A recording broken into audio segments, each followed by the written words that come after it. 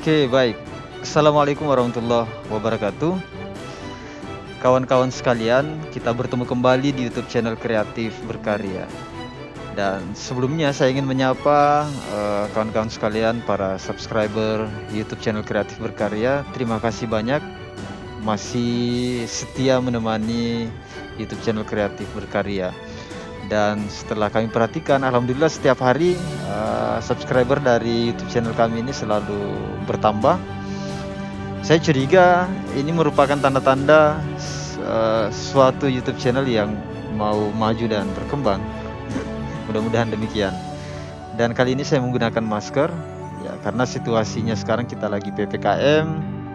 Ya kita harus menjadi warga negara yang patuh terhadap aturan yang diberlakukan. Cie. Oke, jangan di-skip dulu. Tutorialnya akan kita tampilkan secepat sesuai dengan keinginan teman-teman sekalian.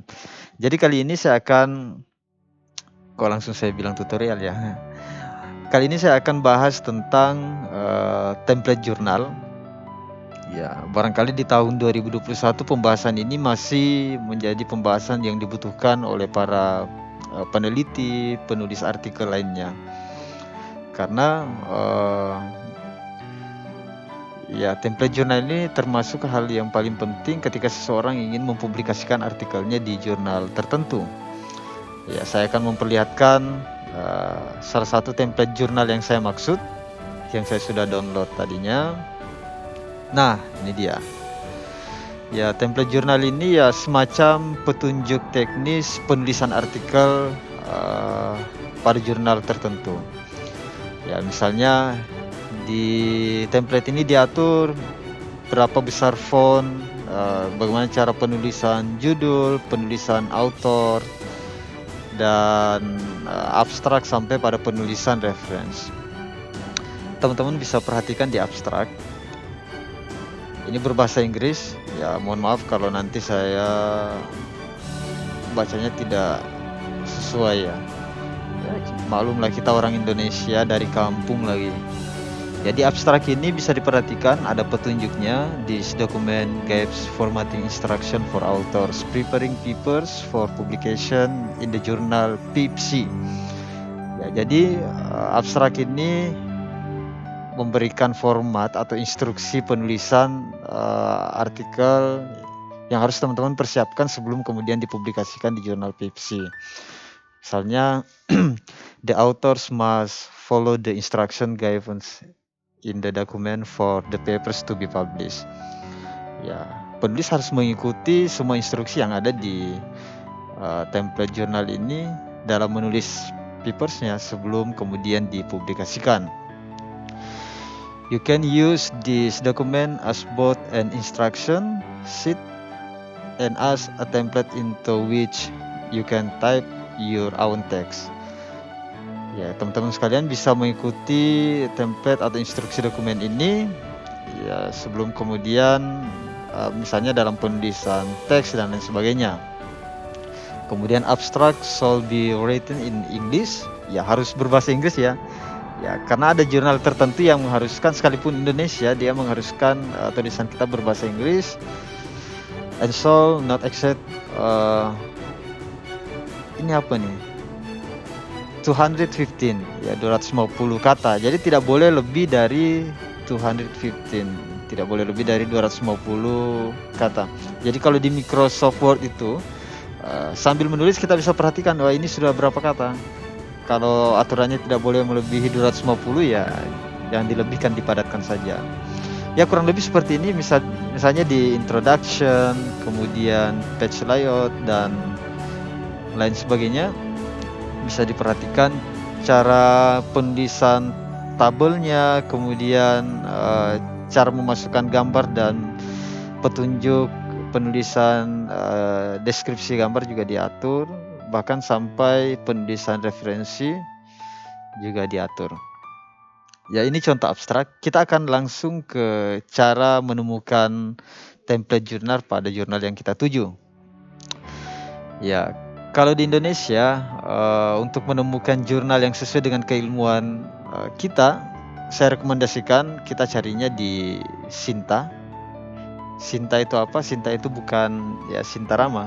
Wah, ternyata sudah ada di sini. Ya, ini dia Sinta. Saya tulis Sinta saja, kemudian kita enter. Maka yang muncul di urutan pertama adalah Sinta Science and Technology Index. Ya, jadi Sinta ini adalah mesin pengindeks. Di dalam Sinta terdapat kumpulan-kumpulan jurnal yang bereputasi untuk kelas di Indonesia ya, untuk di Indonesia semua ada di sini. Mulai dari yang bereputasi sampai dengan mulai dari Sinta 1 sampai dengan Sinta 6. Yang ada di Sinta ini semua jurnal Indonesia yang telah terakreditasi tentunya. Kita klik yang paling atas ini. Oke. Terus untuk mencari jurnalnya bisa dilihat menu yang di atas ini. Ya, ada menu author login, kemudian registration. Kita ke source. Di source ini ada muncul beberapa submenu, diantaranya journals, book, IPR, kemudian research dan community service. Tentunya kita klik journals dong. Tidak mungkin cari journals kemudian yang kita klik book. Oke, kita klik journals. Nah, kita sudah masuk di portal Sinta untuk bagian jurnal. Di laman ini ada pemeringkatan berdasarkan Sintanya, mulai dari Sinta 1, 2, 3, 4, 5, dan 6. Ibaratnya di Scopus ada Q1, Q2, 3, dan Q4. Ya, tentunya yang tertinggi adalah Sinta 1, yang terendah adalah Sinta 6. Sebelum kita lanjut, teman-teman sekalian yang masih nonton dan belum subscribe, dimohon perkenannya untuk subscribe YouTube channel Kreatif Berkarya. Tidak dipungut biaya kok. Ya, saya juga berterima kasih kepada para subscriber yang masih setia sampai sekarang ini, dan alhamdulillah kita perhatikan Kreatif Berkarya ini setiap harinya itu subscribernya bertambah, sekalipun viewernya itu saja. Ya, tapi nggak apa-apa. Mudah-mudahan suatu saat ketika ada notifikasi dari Kreatif Berkarya, pintu hatinya terketuk untuk mengklik dan nonton video tutorial dari Kreatif Berkarya. Oke, kita lanjut ya.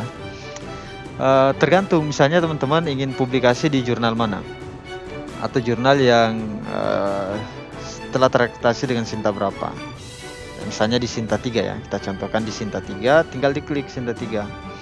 Maka pencarian kita berdasarkan Sinta 3 saja. Setelah itu, misalnya kita ingin cari berdasarkan keilmuan kita pakai kata kunci saja, misalnya pendidikan. Kemudian di enter.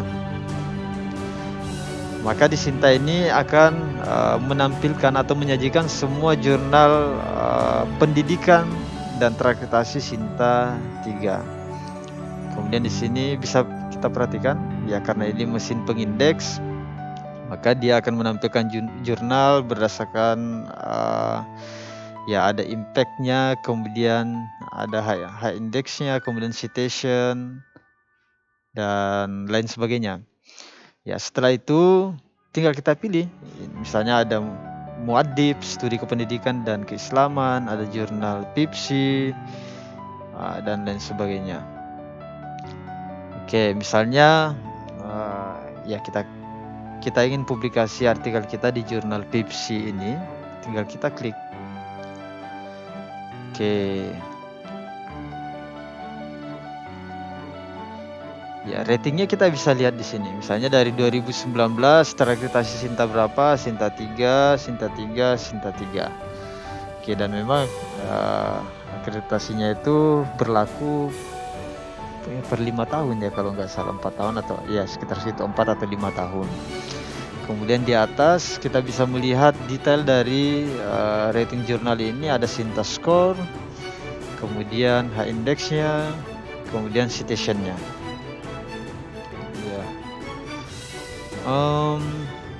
Ini belum website dari jurnal ini. Setelah di sini untuk menemukan template-nya kita harus menuju ke website dari jurnal ini. Caranya bisa dilihat di sudut kiri. Ada website, kita klik website. Artinya kita ingin menuju ke website dari jurnal yang ingin kita tuju untuk mempublikasikan artikel kita.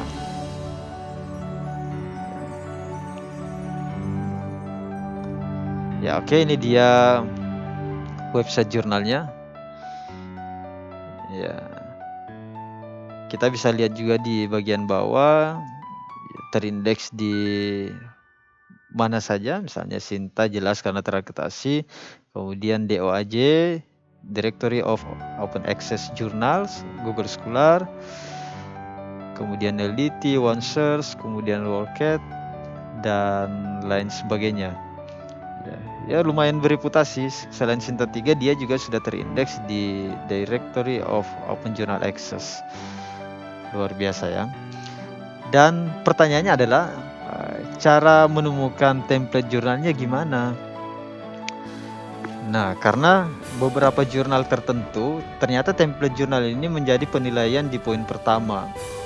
Ya, lebih ketatnya lagi, jurnal-jurnal tertentu ketika ada artikel yang disubmit oleh penulis tertentu, dan bila mana artikelnya itu tidak sesuai dengan template jurnal yang dituju, maka langsung di-reject oleh pengelola jurnalnya. Ya, makanya ketika saya juga kan pengelola jurnal, terkadang saya di WA nih, Pak, template jurnalnya kita bisa temukan di mana? Padahal gampang sekali sebenarnya.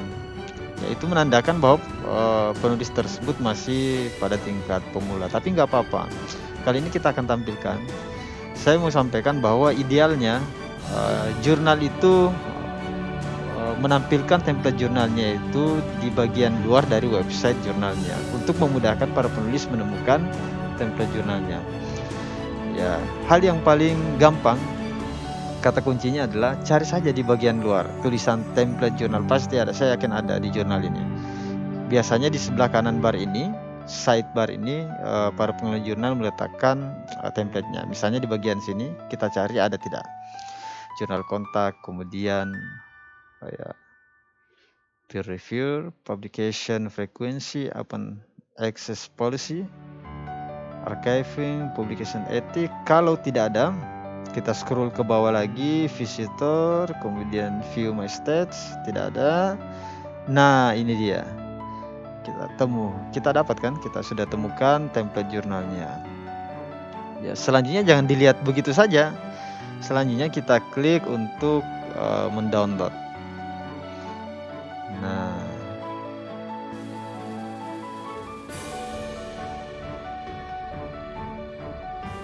masih proses.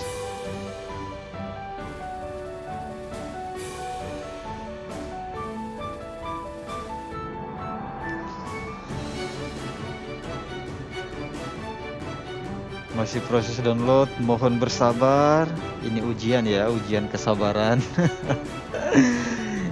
Ya, saya YouTubers, konten kreator, tapi pada situasi tertentu kita nonton YouTube-nya orang, kadang kita ya jengkel juga kalau seperti tadi. Mudah-mudahan teman-teman sekalian tidak jengkel ya.